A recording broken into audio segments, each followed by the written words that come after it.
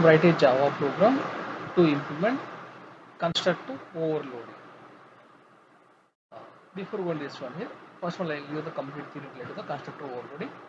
The constructor overloading in Java means having multiple constructors in the same class with different parameters.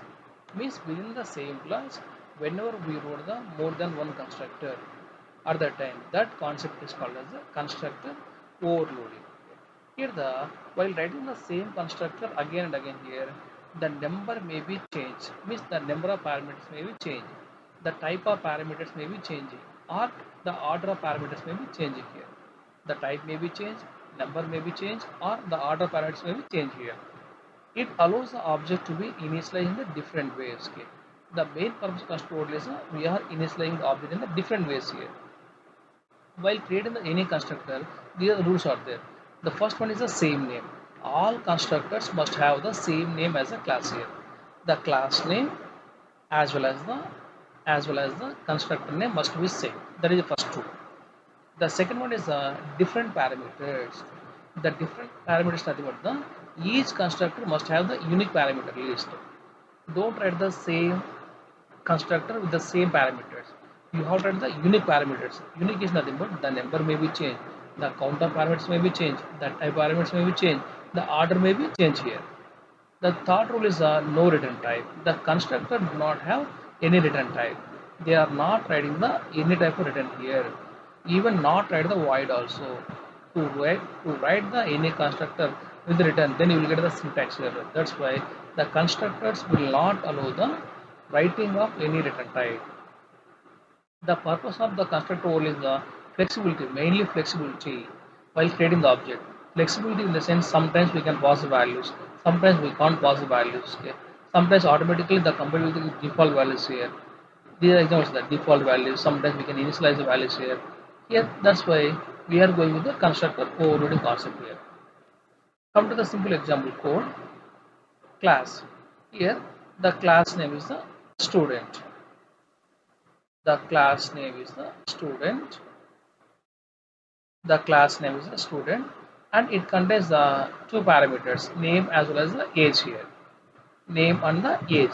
These two are the instance variables for this class.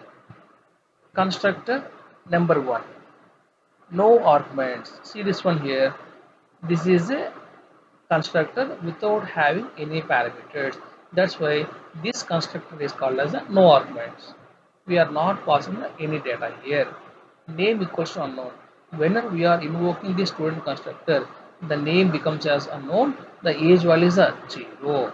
Next, come to the second constructor number 2. Student string n. For this constructor, I am passing the only string n parameter only. Name equals to n, age equals to 0. The age value is the 0. In the previous case, we are not passing the data. In this case, we are passing the one variable n only. That is nothing but the name. The n value stored in the name variable. And the third constructor is we are passing the two parameters n and a here. N stands for name, a meaning is the age here. Name equals to n, age equals to a here. It contains a method. The method name is a display method. Void display system.out.println name plus name, age plus age. Now means here observe this one here. In this class, in the student class, we are having the three constructors: student, student string n, student string n, and int a. The first one is called as a no argument constructor.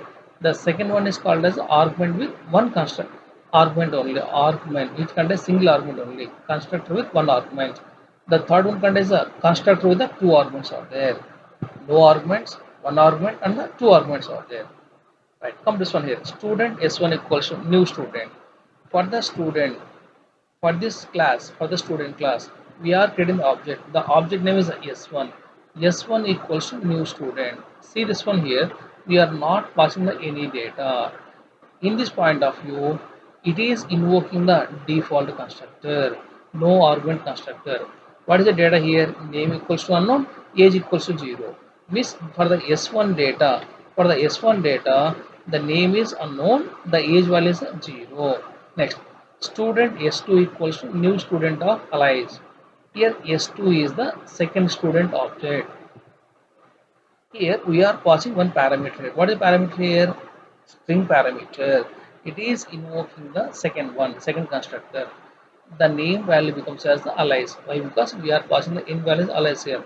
Name equals alias, age value is a 0. For this second student, the name is alias, the age is 0. Next, student S3 equals to new student, Bob comma 21. The third object S3 is created, which is invoked in the constructor, which contains the two parameters. The in value is Bob and the age value is 21. Name equals to Bob and the age equals to 21. It, the first one uses no argument constructor. The second one uses one argument constructor, and the third one uses the two argument constructor. Whenever we are asking s1 dot display, what is s1 data? The s1 data is nothing but the name is the unknown and the age value is 0. For the student point, for the second student point of view, s2 dot display, the name is the alias but the age is the 0. Next, s3 dot display, what is the data here? The name is the Bob and the age is the, and here the age is the 21. The age is the 21. In this way we'll get the answer. This is about the constructor overloading. Constructor overloading is nothing but the write down the same constructor name more than one time. Here I am the student more than one time. Here the difference is the change the number of parameters. Here no parameters are there. One parameter, two parameters like this one. This concept is called as the constructor overloading.